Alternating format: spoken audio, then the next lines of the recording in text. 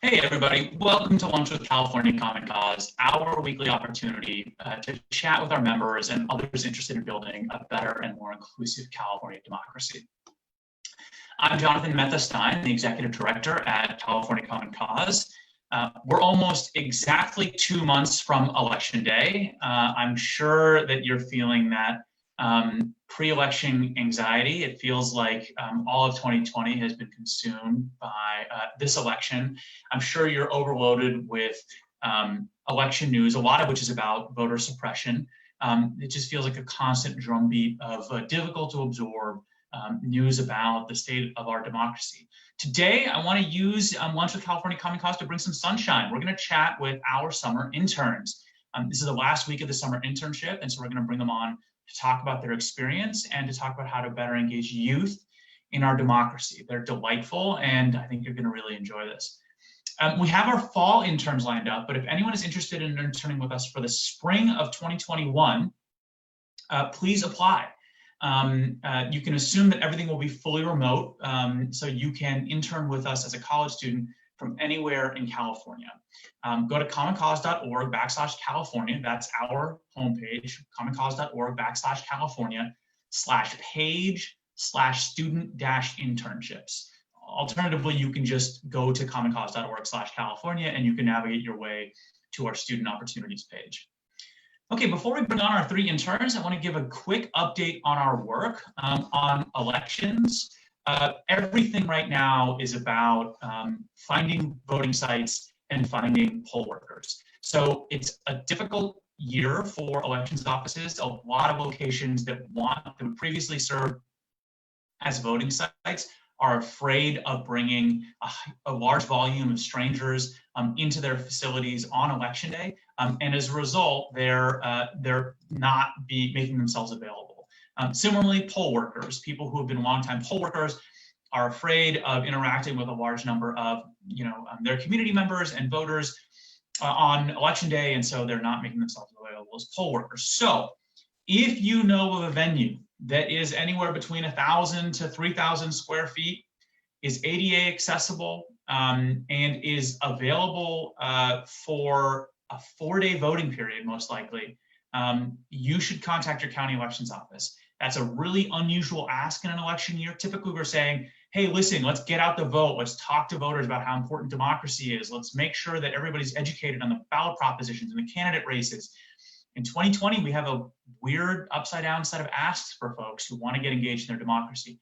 If you know a venue that might serve as a voting site, I'm urging you to call your county elections office and see if maybe you can volunteer that site. Similarly, if you can serve as a poll worker. So as you probably know, most poll workers are on the older side, and they're folks that are in at-risk categories for COVID. As a result, we're asking young people to step up, to make themselves available if they feel comfortable volunteering and interacting with a large volume of the public.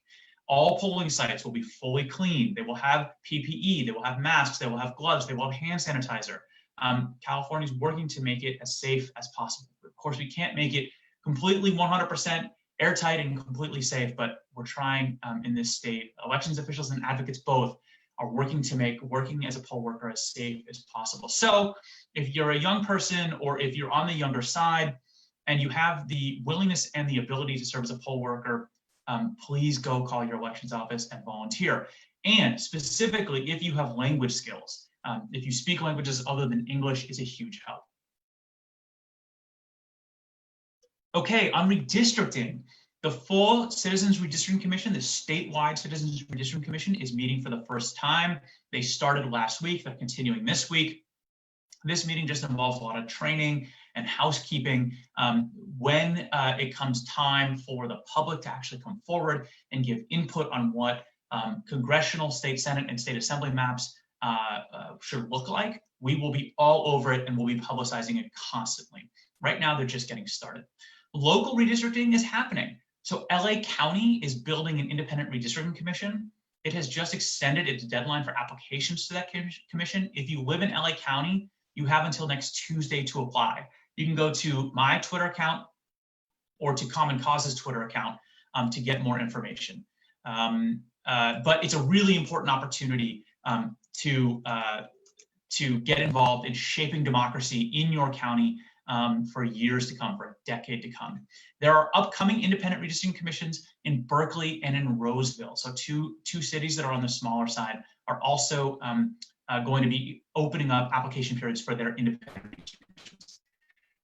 Okay, as for last thing on this is census. The Trump administration is, as we've discussed on this live stream previously, is trying to accelerate the census timeline after months of saying that the Census Bureau needed an extension in order to fully count everyone. The Trump administration is now trying to get the Census Bureau to finish its work early.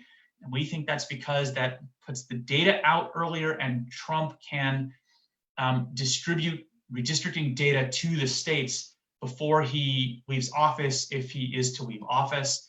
And so we think there's a really cynical reason for this, unfortunately, as much as I hate to say it.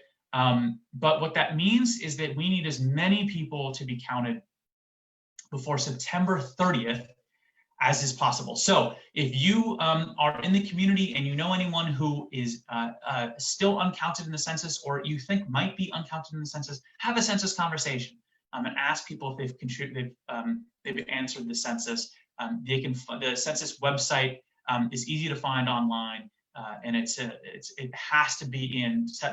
Online responses have to be in by September 30th. Okay, with that, I want to invite our 3 wonderful summer interns on to join us. We're going to pull their video up here in just 1 second. So they are Estefania Caldera Alvarado, Arlette Flores Aparicio, and William Brega. Hi, folks. How's everybody doing? Hello. Okay, cool. Oh, I'm so happy to be joined by you 3. All right, before we jump into a little bit of a conversation, why don't you introduce yourself? Maybe just share, your school and what year you are. Arlette, do you want to go first? Yeah, so hi everyone, my name is Arlette Flores Aparicio. I'm a incoming 3rd year from the University of California, Riverside, and I am a public policy major and law and society minor. Estefania, do you want to go second? Yeah, of course. I'm Estefania. I currently live in Lancaster, California, and I recently graduated from UC Riverside with a bachelor's in public policy. Cool. William? Hi, my name is William Brega. I'm currently a 3rd year student at San Jose State, majoring in economics and minoring in communications. Awesome. So you 3 have all been fantastic. We're really, really happy that we got to spend a summer hanging out with all of you and working with all of you. Why don't we just start here? Share one thing you each got to work on and what you learned from your work with Common Cause. Who wants to go first? I'll go first.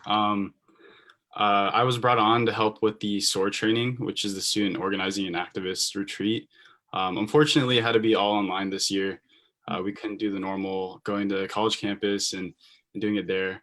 But being able to, Zoom is amazing. I think being able to have this tool to still be able to do these retreats and bring kids to learn how to organize, how to be an activist has been truly amazing. I've been working closely with Helen Greco, who is the Northern California organizer for California Common Cause. And she's done an amazing job. I think it's been super fun to see kids my age with the energy and the passion to really make change in our communities. And also, I've been able to attend these calls. I've been able to learn a little bit myself about being a better activist. So I think that's been really amazing and a really fun experience. Awesome. Cool. Estefania, do you want to go second? Yeah, sure. So I got to work on the Redistricting Commission outreach program. And so I got to work with Kiana, who is our local manager in this area. And so she and I were focusing on reaching campuses and universities throughout LA County. What we wanted to do was inform as many people as we could from different kinds of backgrounds from all over the county about what redistricting is and what this commission is as well. And so this is the first independent commission that is being created. And what we're doing is that we are basically giving the power to draw maps for voting, and we're giving it to the people. So as people are applying to this commission, we're allowing people to use their knowledge to create new districts within the LA County. And so I had the pleasure and the honor to be able to inform people and to communicate the importance of this project and to meet up with them and help them through this application process as well. Awesome. What's one thing you learned from the work?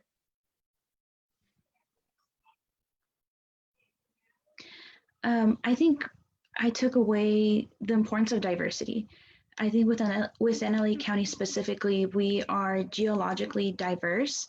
It's such a huge county, and there's so many different types of, I want to say like little environments within it. And there's so many different kinds of people, a lot of Asian, a lot of Hispanic, Black people, and then also just different experiences within this place. And so diversity is so important, and that's why our voices and our experiences are so valid, especially when it comes to local politics. And it can make such a huge impact and such a big change. Yeah, totally. Awesome. Arlette, what about you? What's one thing you got to work on and something you learned from that work? So I got to work with Nicholas. He is our Common Causes like legislative consultant. And the project that we were working on is kind of starting a report or research when it comes to lobbying. So we're looking at the top 10 lobby groups, the ones that funded the most coming into the legislature for 2018 and 2019.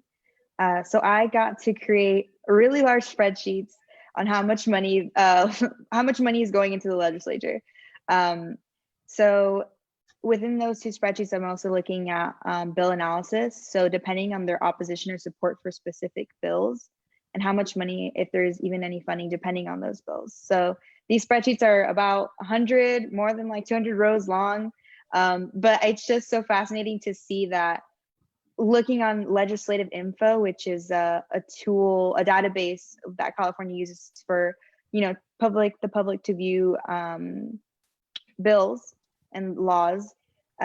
So what I really took back from this experience is kind of using that database. And as a public policy major, even in my own time, if there's a bill that's up in the legislature that's affecting my community, I like to go on legislative info and just see what is happening with this bill. Like, where is it in the legislative process? And working with Common Cause and kind of doing that on my own as a project was, I thought, so I just loved it. I'm a public policy nerd, so I guess the importance for other people looking into this space is that bills that lawmakers are creating affects your community. It's going to affect everyone in California, so it's very important to be up to date and be up to date when it comes to voting. So remember, you're voting for your representative. They're going to be representing you in the legislature, and it's a full circle when it comes to the legislative process. So. We are all public policy nerds around here, so we're good fits for us. Thank you all for sharing.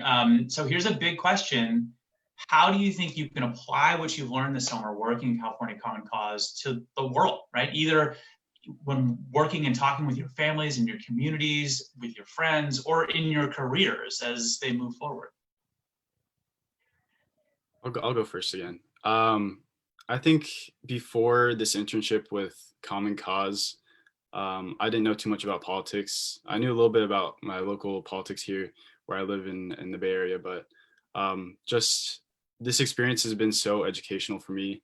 And just, I feel like such a smarter person and like more well equipped, I guess, well informed to go into conversations about politics or what's happening currently in America. And I think it's super important, especially around election time. And this will be my first time being able to vote in an election like this.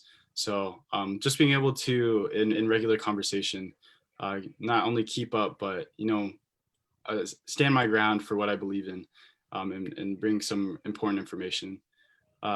Also, just professionally, I've been able to work with such an amazing group with California Common Cause, just the professional development, learning what it takes to be a true professional has been super important. And I look forward to bringing that on to future internships or wherever my career takes me. Cool. None of you have to praise us. I promise. You can. Thank you, William. We didn't tell you to say that in advance. I appreciate that very much. Arlette, do you want to go next? Yeah. So I'm probably going to keep praising, but I think something that I really enjoyed from Common Cause was the people, learning so much from Jonathan, from Helen, from Alvin, and from Kiana, and from Nicholas and Sean. That there's just this inspiring people that want to create make our democracy in California better. And I guess with family aspects, I tell my friends what I'm doing and they're like, that's so cool. Like, how can I get into that? And I'm like, you can intern, like the next round, go, So it's so inspiring. And I guess career wise, even how I was talking about legislative info, like I know in my resume, when they look at that, they're gonna be like, wow, like I want her, hopefully. And I think, being more confident talking about politics, like how William was saying, it's pretty polarized right now. And I guess standing on your ground and your values is something that I'm really going to take from Common Cause. Overall, I enjoyed it. I just feel more confident. I feel like a more confident citizen and being more knowledgeable. That's great. That's fantastic. Yeah, as for me, I really learned the importance of getting involved in local government. I think my family and I, we're the kind of family that isn't necessarily involved in local politics. And I think by working with Common Cause in this redistricting commission process, I learned that it's important for us to get involved in any way possible. And so I have been a huge advocate for voting, and I thought that was one of the main ways that I can, make my voice heard and make changes in my county or in my state, and even in the country. But I learned that even joining a local city meeting, having conversations with my family, with my friends, which is something that we don't necessarily do often. A lot of times we complain about issues that are happening around us, and we complain about all the things that are going wrong, and we don't necessarily think about ways that we can fix, the ways that we can get involved, ways that we can change what is happening. And so by joining the Common Cause and working in this area of redistricting, I learned the importance of getting involved through the census and filling that out, and joining these meetings that I keep hearing about in the city and I just never had been a part of. And so things like that are motivating me and encouraging me to be more active in civic engagement and having more conversations and making that a tool for my voice to be heard. Yeah, Estefania, very, very, very few people are engaged in their local politics. That's true. It was true of my family too. I mean, like, it's true of most families, frankly. And yet we know, like, it's so many important decisions are being made at the city level and the county level, right? Like about housing and housing affordability, about policing, about schools. I mean, these are really big decisions that impact our lives.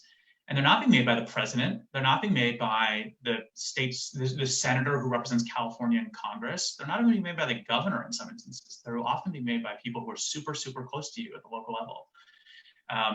And that's one reason why local redistricting is so important, is that it sort of shapes local democracy for the next decade.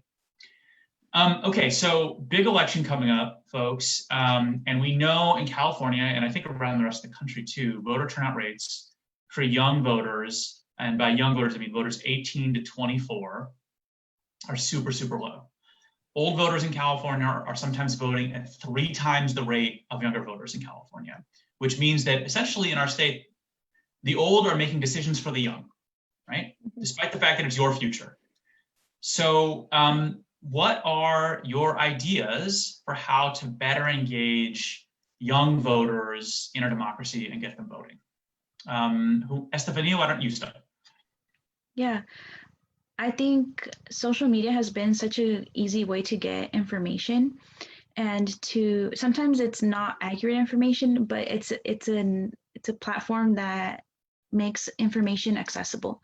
And so there's a media like Common Cause, there's a media that is informing people about what is going on in voting, what bills are out there, what props are out there. And so I think information is such a key when it comes to making decisions. I think often those who are wanting to vote don't necessarily know what to vote on or who to vote for, or basically anything that's going on. So sometimes you get there and you have no idea what is going on. So having an active an active mind of, let me check out what is out there. Let me see what sources I have available to me to kind of make those decisions. I think that's one of the first places to start. Who wants to go next? I can go next. I guess for us college students is, looking at your student engagement office, if they're doing anything when it comes to voting. Maybe there is a person that's their civic engagement director that's a student like you. Look at the resources on your campus. It might not be the same for every, the community college, the UCs or CSUs or privates, but it all starts from the students themselves if you want to be active. If you don't have those resources on your campus, you have the privilege and you have the right to have those resources, but it all depends if you want them or not. And kind of be engaged on what your value is, and if they're centered with what your campus, and hopefully they are. I guess that's one point when coming to college students, having those resources. I guess more for students that didn't choose that route. I guess looking at your friends that maybe do go to college or maybe are knowledgeable in that area, and they can tell you, oh, what is going on in our community. We see the reshares on Instagram, Snapchat, Twitter. It's around. You see it, and we're all engaged, and we know what's there. But it's kind of that next step, that behavior step of making the change. Of, are you going to register to vote? Are you going to go online and physically do it? And it's those little steps that people are like, oh, I don't want. I'm over it. But they're critical. And if you want to create change, even how Jonathan was saying at the local level, that's the first way to start. And then you start looking at your friends that are they gonna do the poll working when it comes to the election in November? Are they gonna be with the civic engagement director at the university? So I think it all comes back to the individual and if they want to do it. And another thing too is have those friends and bring your family and friends along. I guess as like a daughter of immigrant parents, and my grandparents only speaking Spanish, but they are citizens. It's like that's still a barrier when it comes to voting. And so it's another important thing too, bring your family along. So that's my little spiel. Yeah, I will say there's lots of research that shows the most effective way to do voter engagement. It's not phone banking, it's not text banking, it's not mailers to the house, it's peer-to-peer outreach. If you tell your friend that voting is important and explain why you're taking the time to get engaged, that's the single most effective way to get them engaged. And also, like, there's research that shows, like, around census, for example, and other forms of civic engagement, there's research around who are trusted messengers, who are people that actually mobilize others. And in a lot of immigrant communities in California, in the Latinx community, in the API community, the most impactful messengers are women in the home. It's daughters, it's moms, it's grandmas, it's aunts, right? And there are others as well, educators, health professionals, but people in the home have so much influence. So it's just a matter of seizing that influence. Okay, William, what do you think? What's one way to motivate youth to vote at higher rates? You guys nailed it. Just to reiterate, with technology especially, there's so many platforms just to not only spread your voice but help others get involved. This stuff is really important, and I think a lot of kids our age, they kind of take it for granted. And like you said, if we really care about our future, we can't let the older generations make those decisions for us. We really have to go out there and make the change ourselves. Even if you feel powerless, there are plenty of ways. Even just little outreach, like you said, with your family or close friends, try to get them motivated to do some work, maybe even team up with them to create like a club or a group, to really try to make these things seem more important to people our age. So, yeah. Well, I have to say, hey, we have a comment from a viewer. Great job doing important work, interns. Yes, I totally agree. The staff at California Common Cause talks all the time about how happy we are that we've been able to work with you three and how much important good work you've been able to do for us. So thank you for everything you've done. We really, really appreciate it. We're hopeful that our batch of fall interns is as great as you three. You are our first, we've had interns here and there. This is our first time we've had a formalized paid internship program. So you three are setting the bar for everybody who comes after you. So thank you for everything you did. We really, really are grateful, and we appreciate you. Thank you. Thank you Thanks so for having much. Thanks. Thank you. Okay, let's wrap things up. So folks, if you're listening at home, you're watching at home, you can follow us on social media. Our Twitter is @CommonCauseCA. Our Instagram is @CACommonCause. You can follow me on Twitter @_Jonathan Stein. Next week, we will have a guest who is doing critically important work leading up to the November election. Don't ask me who it is yet because I'm not exactly sure, but it will be a great guest and you'll love it, I promise. As always, we appreciate your support of California Common Cause and your support of our mission to build a better and more inclusive democracy. Thanks for being with us in the fight. We will see you next week. Thanks, folks. Stefania, Arlette, William, thank you for everything. And we'll see you later.